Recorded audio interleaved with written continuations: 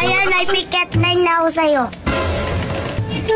Ano na naman yon, Emerson? Mayan, calculator ka ba? Bakit? Kasi, sa'yo palang sold na ako. Ako din, may pick-up line sa'yo, Emerson.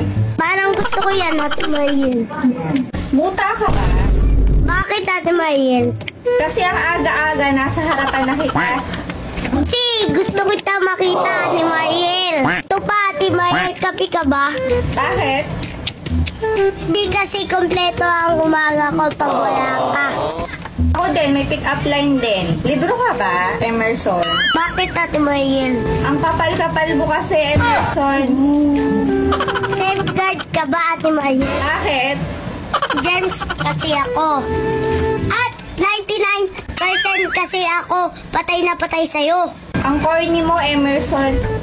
Grabe naman si Ate Mariel. Pag sa akin, nakakakilig. Pag kanya, nakakasakit.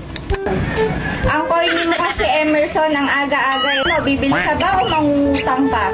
Siyempre, bibili ako, Ate Mariel. O, buti naman at bibili ka at di ka mangungutang. Kahit naman bumili ako, masungit ka pa rin. Araw ka may dalaw.